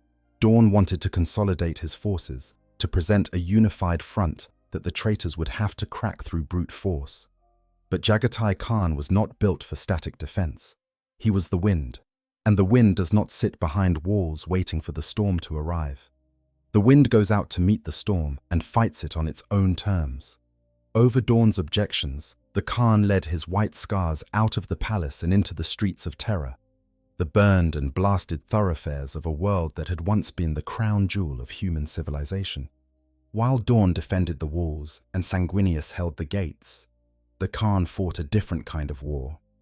He led lightning raids against the traitor forces besieging the palace, striking at their flanks and rear, disrupting their supply lines, destroying their artillery positions, and rescuing abandoned Imperial army conscripts who had been left to die in the no-man's land between the palace walls and the traitor lines. It was the kind of warfare that the White Scars had been born for, and they excelled at it. Their jet bikes screamed through the ruined streets of Terra, their riders whooping war cries that echoed off the shattered facades of buildings that had stood for millennia. They hit the traitors where they were weakest, vanished before they could respond, and reappeared somewhere else entirely, in keeping the besiegers constantly off balance and forcing them to divert forces from the main assault to deal with a threat they could never quite pin down. Eventually, even Dawn had to acknowledge that the Khan's approach was working. He gave Jaghatai a degree of autonomy, allowing him to operate outside the palace defenses and conduct his raids as he saw fit. It was a tacit admission that some battles cannot be won from behind walls, and that sometimes the best defense is an offense that never gives the enemy a moment's rest. But the defining moment of Jaghatai Khan's role in the Siege of Terra came when the traitor forces breached the Mercury and Exultant walls, penetrating the inner ring of the palace's defenses. The situation was desperate, and the flow of traitor reinforcements through the Lion's Gate spaceport was keeping Horus's forces at full strength, while the defenders were being ground down by attrition and exhaustion. Something had to change, or the palace would fall. It was Jaghatai Khan who proposed the plan that would change the course of the siege. He would retake the Lion's Gate spaceport. The idea was audacious to the point of insanity. The spaceport was held by Mortarion and the Death Guard, one of the most resilient and dangerous forces in the traitor army. The White Scars would have to fight their way through miles of contested territory, breach the spaceport's defenses, and hold it against counterattack long enough to cut off the flow of traitor reinforcements and create a landing zone for Guilliman's approaching fleet. Rogel Dawn, as exhausted and overwhelmed by the demands of coordinating the entire defense, did not try to stop the Khan. He could not control his brother, and he knew it. If the Khan wanted to throw himself and his legion against the Death Guard in a battle that might very well end with all of them dead, then so be it. There was nothing Dawn could do about it, except hope that it worked. Jaghatai Khan mustered nearly the entire White Scars legion for the assault. He was joined by the Terran 1st Armored, a tank formation that provided the heavy firepower his mobile forces lacked, and the Sky Fortress, the last functioning orbital plate on Terra, which provided aerial support and orbital bombardment. The attack was launched in 3 battlefronts, with the Khan himself leading the Amber battlefront straight through the center and into the thickest enemy defenses. It was classic Jaghatai Khan. No subtlety, no deception, no clever maneuvering. Just the raw, undeniable force of a Primarch at the head of his legion, driving straight for the heart of the enemy's position like a lance thrust into the chest of a beast. The fighting was ferocious. The Sky Fortress fulfilled its mission, providing devastating fire support until it was shot down, crashing into the Imperial Fleet College in a massive explosion. The White Scars and their armored support pushed through to the spaceport itself, but inside, their advance began to bog down against the stubborn defense of the Death Guard and their demonic and mutant allies. A war of attrition broke out, and exactly the kind of battle that the White Scars were least suited for, and the Death Guard excelled at. Casualties mounted. The White Scars were being bled white, their speed and mobility neutralized by the close confines of the spaceport's interior. But Jaghatai Khan was not deterred. He fought his way to the heart of the spaceport, cutting through everything in his path until he reached the one enemy he had been seeking since the ruins of Prospero, Mortarion. The Death Lord had changed since their last encounter. Where once he had been a Primarch, grim and dour but recognizably human, he was now something else entirely. He had embraced the gifts of the Chaos God Nurgle, transforming himself into a demon prince, a being of supernatural power and horrifying endurance. He was stronger than before, tougher than before, as sustained by energies that made a mockery of physical limitations. The duel between Jaghatai Khan and Mortarion during the Siege of Terra is one of the most powerful moments in the entire heresy. It is the culmination of years of rivalry, of philosophical opposition, of two visions of what a warrior should be clashing in the most literal and violent way possible. Mortarion was overwhelming. His new demonic powers gave him a strength and endurance that even a Primarch could not match through purely physical means. He beat the Khan down, blow after crushing blow, driving Jaghatai to his knees with the sheer weight of his corrupted power. The Warhawk of Chagoris, the fastest Primarch, the warrior who had never been pinned down, was being systematically dismantled by an opponent who simply refused to stop. But Jaghatai Khan was not just a warrior, he was a hunter, and a hunter knows that every creature, no matter how powerful, has a weakness. You just have to find it. Mortarion's weakness was his pride. Even after his ascension to demonhood, even after he had surrendered his humanity to the plague god, Mortarion still clung to the belief that he had acted out of strength, that his choice to embrace chaos had been a free and conscious decision, an act of will rather than a surrender of it. This was the lie at the heart of everything Mortarion had become, and Jaghatai Khan saw it with the same devastating clarity that had allowed him to see through Horus's deception on Prospero. Battered, bleeding, barely able to stand, Jaghatai Khan did something that no amount of physical force could have accomplished. He spoke the truth. He told Mortarion that he was weak, that his embrace of chaos had not been an act of strength but an act of surrender, that he, Jaghatai Khan, had faced the same temptations, the same offers of power and freedom, and had refused them. Not because he was stronger in the physical sense, but because he understood something that Mortarion never had, that true strength lies not in the power you accumulate, but in the power you refuse. Mortarion, the Death Lord, the Pale King, the demon Primarch, who should have been beyond the reach of mere words, flew into a rage. And in that rage, he made mistakes. The Khan seized his opening. Despite his grievous wounds, despite the blood loss and the broken bones, and the damage that would have killed any lesser being 10 times over, he launched a second wave of attacks. They were dizzying, blindingly fast. At the kind of assault that only the Warhawk of Chagoris could deliver. For one brief shining moment, Jaghatai Khan was everything he had ever been, every lesson of the steppe, and every century of warfare compressed into a single, perfect storm of violence. In the end, badly wounded, and with Mortarion's scythe literally impaled through his body, Jaghatai Khan pulled himself along the weapon's haft, dragging his broken body up the length of the blade until he was face to face with the Death Lord. And then, with the last of his strength, he swung his sword and took Mortarion's head. The demon Primarch's death was not permanent. Mortarion was a demon prince, and demons cannot truly die in the material world. His physical form dissolved in an explosion of warp energy, while his essence cast back into the Imperium, where it would eventually reform. But the banishment had the effect that mattered. The Death Guard, deprived of their Primarch's leadership and the psychic hold he maintained over his demonic allies, faltered. The White Scars seized the moment, pressing their advantage and securing the Lion's Gate spaceport. Jaghatai Khan had done it. Against impossible odds, against an enemy that should have been unbeatable, against a demon Primarch empowered by a god. The most underestimated Primarch in the Imperium had won. He had cut off the flow of traitor reinforcements to the palace, created a landing zone for Guilliman's approaching fleet, and turned the tide of the siege at its most desperate moment. His body was recovered from the battlefield, grievously wounded but alive. It would take time for even a Primarch to heal from the wounds that Mortarion had inflicted. But he had survived, And more than that, he had proven, once and for all, that Jaghatai Khan was not a barbarian to be dismissed, not a secondary figure in the great drama of the heresy, but one of the most consequential warriors the Imperium had ever produced. The Siege of Terra ended when the Emperor confronted Horus aboard his flagship and destroyed the War Master at the cost of his own mortal form. The traitors fled.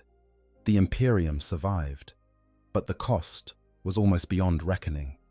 The Emperor was interred on the Golden Throne, sustained by arcane technology and the sacrifice of thousands of psychers.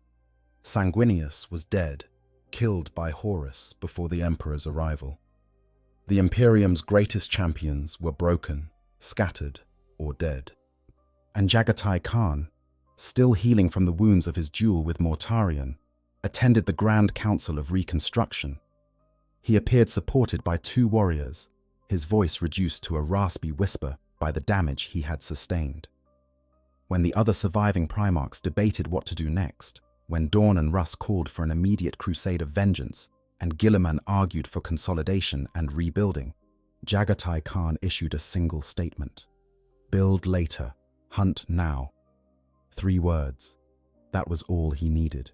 And in those 3 words was everything that Jaghatai Khan had always been. A hunter, a warrior, a man who understood that the time for caution was past and the time for action had arrived. His body was still broken when he spoke those words, as the wounds Mortarion had inflicted were the kind that would have killed a lesser being 100 times over. His internal organs had been ruptured, bones had been shattered. The impalement on Mortarion's scythe had left damage that even the extraordinary healing abilities of a Primarch could barely address. He had to be supported by 2 warriors just to stand. His voice was a rasp, his body a ruin of what it had once been. And still he spoke of hunting. Still he thought of the chase, of the pursuit, of finishing what they had started. Even in his worst moment, even at the lowest ebb of his physical power, Jaghatai Khan was thinking about the next battle, the next enemy, the next horizon. There is something almost unbearably poignant about that image. A Primarch, one of the greatest warriors the galaxy has ever seen. Ear held up by his sons like a broken old man, whispering words of defiance into a room full of shattered heroes. It speaks to a stubbornness, a refusal to accept defeat, that goes beyond mere physical toughness. It is a quality of the spirit, something that cannot be measured or quantified, but that makes all the difference between a warrior who fights because he must, and a warrior who fights because he cannot imagine doing anything else. The debate at the Council of Reconstruction was ultimately settled in Guilliman's favor. The Ultramarines Primarch argued for consolidation, for securing key assets like Luna and Mars before pursuing the fleeing traitors. It was the strategically sound decision, the choice that a careful planner would make. Dawn and Russ and the Khan argued for immediate pursuit, down for the kind of relentless offensive that would deny the traitors any chance to regroup and fortify. In the end, Guilliman won the argument, largely because the newly empowered High Lords of Terra supported his position. The bureaucrats and politicians who would come to dominate the Imperium in the centuries that followed preferred the safety of Guilliman's approach to the risk of the Khans. It was a decision that Jaghatai accepted with characteristic grace, even though every instinct in his body was screaming at him to ride out and destroy the enemy before they could rebuild. And perhaps, looking back across 10,000 years of warfare and suffering, the Khan was right. Perhaps if the Loyalists had pursued the traitors immediately, had hunted them down before they could reach the Eye of Terror and establish the strongholds that would sustain them for millennia, the galaxy would be a very different place today. But that is a question for historians and philosophers, and the answer, like so many answers in Warhammer 40,000, will never be known for certain. After the heresy and the disappearance. The period following the Horus heresy is known as the Scouring, a galaxy-wide campaign to pursue and destroy the remnants of the traitor forces that had fled from Terra. The shattered legions of chaos retreated toward the Eye of Terror and other warp rifts, fighting rearguard actions and committing atrocities as they went. The Loyalist forces followed, driven by grief and rage, and the need to ensure that the traitors could never again threaten the Imperium's survival.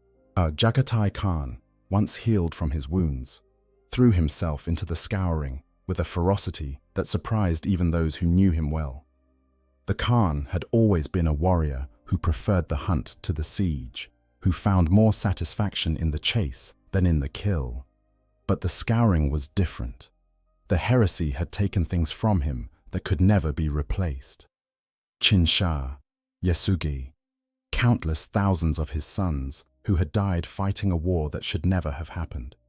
The galaxy that the Emperor had spent centuries building, shattered by the treachery of those who should have been its greatest defenders.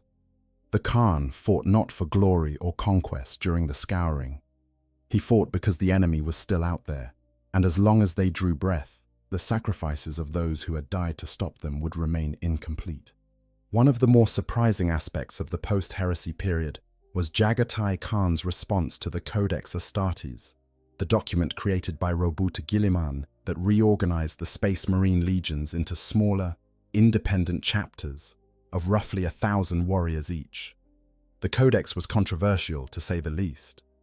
Many Primarchs viewed it as an unwelcome restriction on their authority, and Leman Russ, in particular, nearly came to blows with Guilliman over the issue. But Jaghatai Khan accepted the Codex with surprisingly little friction. The reason, as it turned out, was almost comically simple. The White Scars had been operating in a manner very close to what the Codex prescribed for their entire existence.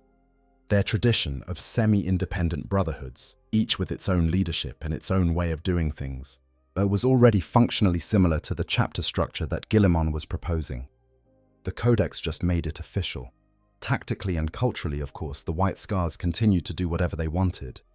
They fused the roles of librarian and chaplain into their unique Stormseer tradition. They maintained minimal use of dreadnoughts and heavy support elements. And they rode bikes. So many bikes. All the bikes. After the Legion was divided, Jaghatai asked only one thing of his successor chapters: that they join him in cleansing their home sector, the Yasan sector, of the enemies that had taken advantage of the heresy to establish footholds in Imperial space. It was during these campaigns that Jaghatai Khan vanished. The details are sparse, and as most information about the Khan's disappearance comes from fragmentary records and the oral traditions of the White Scars themselves. What is known is this: during the Battle of Korusil, the Fifth, the White Scars engaged a powerful force of Drukhari, the Dark Elder, the sadistic raiders who operated from the twisted depths of the webway. The Drukhari had been attacking worlds in the Yasan sector, including Chagoris itself, and Jaghatai Khan was not about to let such an affront go unanswered. The battle was fierce, as battles against the Drukhari always are. But at some point during the fighting, a webway gate opened on the battlefield. The Drukhari lord who commanded the enemy forces fled through it, seeking to escape back into the labyrinthine tunnels of the webway, where no Mon-Ki warrior could follow. Jaghatai Khan followed. The Kagan took his entire First Brotherhood, his finest warriors, and pursued the fleeing Drukhari through the webway gate and into the darkness beyond. It was exactly the kind of reckless, impulsive, gloriously insane action that defined Jaghatai Khan's character. An enemy was fleeing, a hunt was on, and the great Khan would be damned before he let his prey escape. He has not been seen since.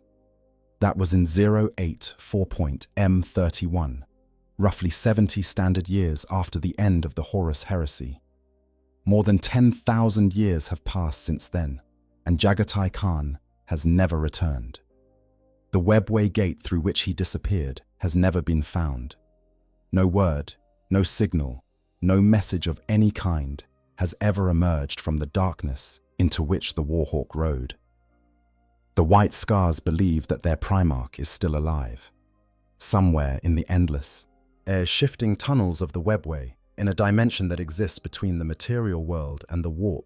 The Great Khan is still fighting, still hunting, still pursuing the enemy with the relentless determination that defined his entire existence.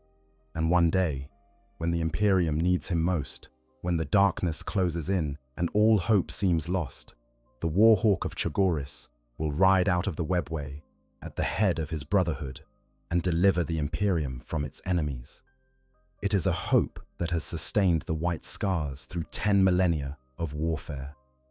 It is a belief that drives them to maintain the traditions of their Primarch, to ride fast and strike hard and never, ever stop hunting.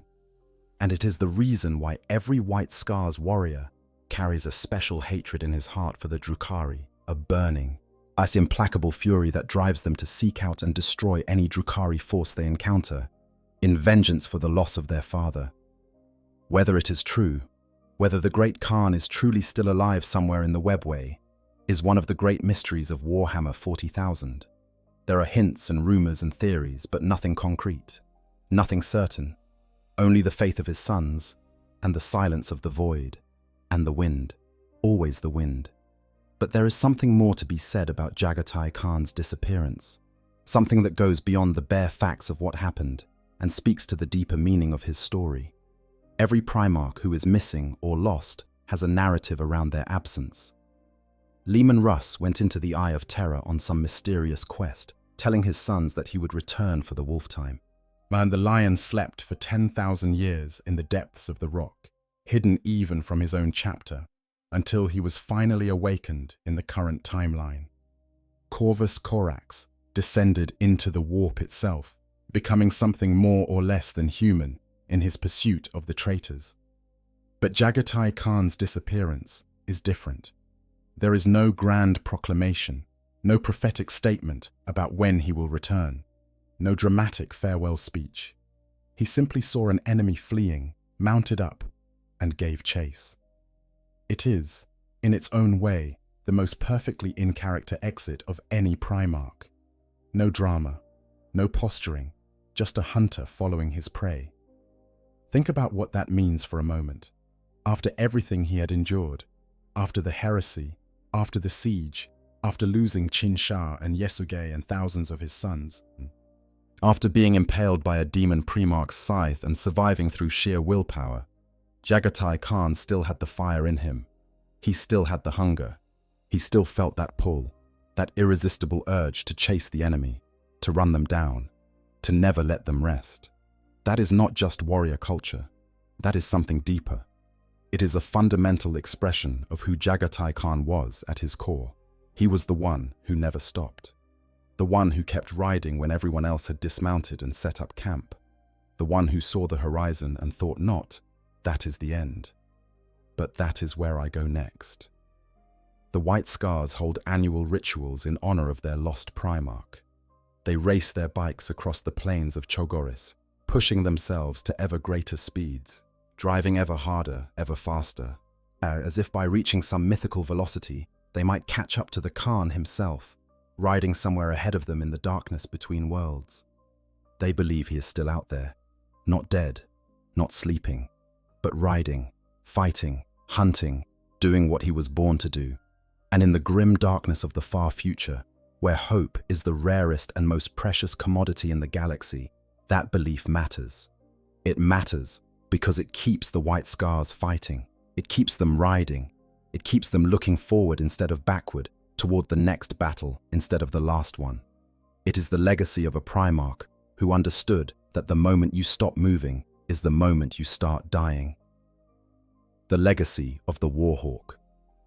So why is Jaghatai Khan the most underestimated Primarch in Warhammer 40,000? Why does this warrior, this conqueror, this philosopher and poet and hunter get overlooked so consistently in favor of his louder, flashier, more obviously dramatic brothers? The answer lies in the very qualities that made him great. Jaghatai Khan did not seek attention. He did not crave recognition. He did not build monuments to himself or demand that his brothers acknowledge his superiority. He simply did what needed to be done, in his own way, on his own terms, and let the results speak for themselves. In a setting where the loudest voice gets the most attention, where drama and tragedy and grand gestures are the currency of legend, Jaghatai Khan's quiet competence is easy to overlook. He did not have Sanguinius's martyrdom, He did not have Horus's betrayal. He did not have Magnus's tragedy, or Guilliman's resurrection, or the Lion's ancient rivalry with Leman Russ. Thus, his story lacks the kinds of dramatic peaks and valleys that make for easy storytelling. But when you look at what he actually accomplished, the picture that emerges is staggering. He conquered a planet before the Emperor found him, unifying a world of warring tribes through a combination of military genius and cultural wisdom. He transformed a fragmented, directionless legion into one of the most effective fighting forces in the Imperium. He navigated the most dangerous period in human history, the Horus Heresy, with a moral clarity that eluded many of his supposedly wiser brothers. He fought his way across the galaxy against overwhelming odds, losing his closest friends and allies along the way, and still arrived at Terra in time to make a difference.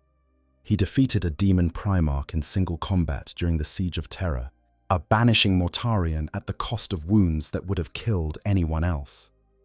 And he did all of this without ever compromising who he was. That last point is perhaps the most important. The Horus Heresy is, at its core, a story about identity and choice. It is about what happens when individuals are placed under impossible pressure and forced to decide who they truly are. Many of the Primarchs failed that test. Horus was corrupted by ambition. Magnus was destroyed by hubris. Fulgrim was consumed by vanity. Mortarion surrendered to the very thing he claimed to despise. Perturabo was ground down by bitterness. Lorgar was seduced by a need for purpose that overrode his judgment. But Jaghatai Khan remained himself. From beginning to end, from the steppes of Chagoris to the burning streets of Terra, he was the same man. A warrior who valued freedom and honor. A poet who found beauty in the act of war and meaning in the pursuit of excellence. A leader who inspired loyalty not through fear or charisma, but through the simple, powerful example of being exactly who he claimed to be. He never pretended to be something he was not. He never bent his principles to fit the expectations of others.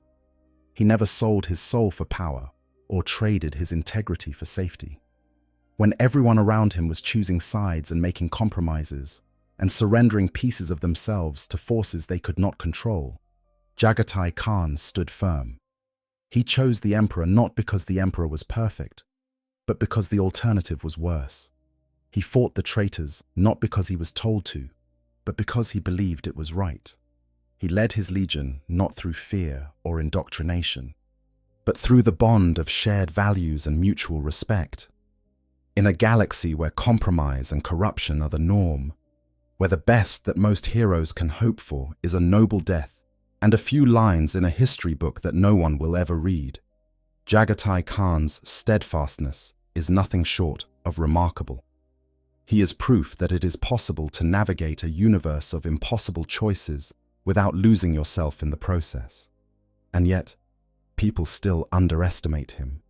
They underestimate him because he does not look like what they expect a hero to look like. He is scarred and rough and wild, a horseman from a primitive world who rides a jet bike into battle instead of commanding from a throne. He does not have the polished eloquence of Guilliman, or the tragic beauty of Sanguinius, or the fearsome reputation of the Lion. He is, on the surface, and exactly what his detractors always said he was, a barbarian from the edge of the galaxy. But that surface is a mask, and behind it is a man of extraordinary depth, intelligence, and moral courage. A man who understood the dangers of power before any of his brothers even recognized them. A man who maintained his psykers when others banned theirs, because he knew they would be needed. A man who refused to be anyone's pawn, anyone's puppet, anyone's tool. A man who fought not for glory or recognition, but for the simple, profound belief that some things are worth defending, regardless of the cost. Consider the moments that define Jaghatai Khan. He sits quietly in a war council while his brothers debate and posture and compete for the Emperor's favor, and he says nothing. It's because he has already decided what he is going to do, and he does not need anyone's permission to do it. He stands on the blasted surface of Prospero, surrounded by the ashes of his friend Magnus's legacy, and he makes the hardest decision of his life: to shatter the shade of a brother he loved, because that brother has become something that cannot be saved. He listens to Mortarian's arguments about freedom and tyranny, sees through them with a single glance, and delivers a philosophical verdict that encapsulates the entire tragedy of the heresy in a single, devastating sentence. He watches his closest friends die, one by one, sacrificing themselves so that he and his legion can reach Terra. And he accepts their sacrifice, not because it is easy, but because rejecting it would dishonor everything they died for.